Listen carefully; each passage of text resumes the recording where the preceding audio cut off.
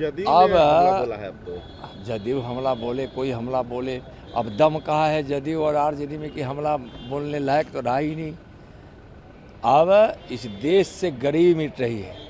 पहली बार गरीबों को एक मसीहा मिला है माननीय प्रधानमंत्री जी के रूप में, और आज बिहार से भी गरीब मिट रही है, देश से भी गरीब मिट रही है। और पहला हक है इस देश के संसाधनों पर गरीबों का, जो हक माननीय प्रधानमंत्री जी दे रहे हैं।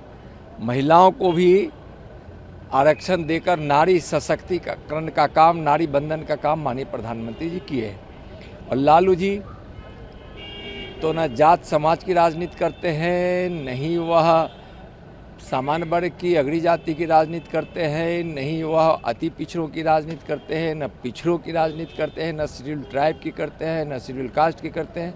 परिवार की राजनीति करते हैं सिर्फ, और अपने परिवार के लिए राजनीति करते हैं।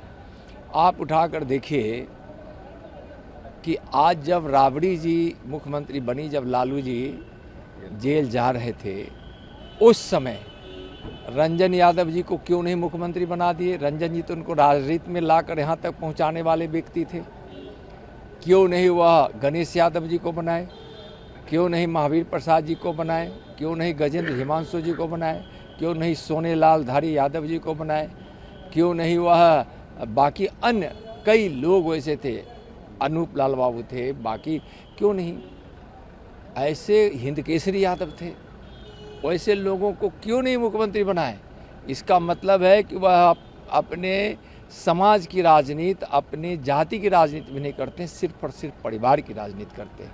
और लोकतंत्र में परिवारवाद और परिवार की राजनीति को कभी राजनीति करने वाले किसी भी पार्टी को और व्यक्ति को अब बिहार या देश बर्दाश्त नहीं कर सकता। इसलिए कि निहित स्वार्थ के लिए और अपने परिवार के सुख शांति यश के लिए ही राजनीति करते हैं। उन लोगों को जनता से कोई मतलब नहीं है और वो लोग नकार दिए गए। तेजस्वी यादव ने कहा है कास्ट सेंसस को लेकर के कि जाति को लेकर के बढ़ाने घटाने को लेकर बात कर रहे हैं। मैं बोला ना कि आप गरीब ने अपने जाति को क्यों नहीं बढ़ा दिया? देखिए, एक गरीब एक जात है।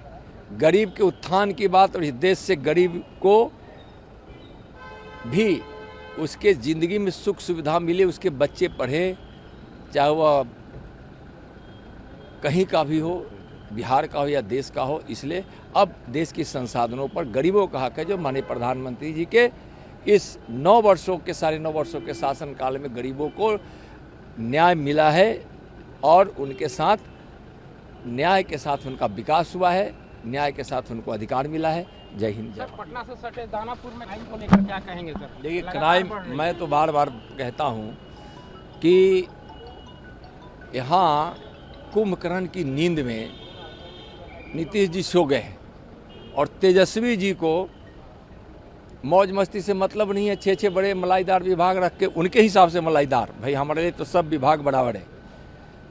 और क्या कर रहे हैं? जनता के विकास से मतलब नहीं है। जनता यहाँ भय के वातावरण में है। रोज़ यहाँ अपहरण, हत्या, सामूहिक बलात्कार हो जा रहा है। बस में स्कूल जाती हुई बेटियों के साथ छेड़खानी हो जा रहा है। यहाँ के अभिभावक अपने बच्चों को भय के माहौल में स्कूल भेज रहे हैं, मजबूरी में भेज रहे हैं। आज जिस प्रकार से इस लगभग 11 महीना से कुछ ज़्यादा हो गया, 11 महीने से ज़्यादा 12-13 महीना हो गया है। इस 12-13 महीना में 3000 से ज़्यादा हत्याएं हो गई, 500 से ज़्यादा महिलाओं के साथ, बहनों के साथ बलात्कार हो गया। आज रोज़ कहीं ना कहीं बड़ी वारदात हो जा रही है। अपराधी खुलेआम जहां मन करता है वहां हवा में फायरिंग करते हैं, दहशत में है लोग। अपहरण हो जा रहा है, रंगदारी असली जा रही है, कहीं किसी को कोई भी गोली चला देता है। तो विधि व्यवस्था यहाँ बिहार की बिल्कुल चौपट हो गई है, बिल्कुल चौपट। और नीतीश जी को कोई मतलब नहीं, सरकार को कोई मतलब नहीं है। सरकार पूरी एकदम बहरी बनी हुई है, गहरी नींद में सोई हुई है, कुंभकर्ण की नींद में सोई हुई है। तो यह देश की जनता देख रही है। देखिए, बिहार का विकास होना चाहिए, बिहार के में विधि व्यवस्था ठीक होनी चाहिए, इसकी चिंता होनी चाहिए। तो लोग चिंता कर रहे हैं अपने परिवार की और अपने कुर्सी की, इसलिए विधि व्यवस्था बिल्कुल चौपट है।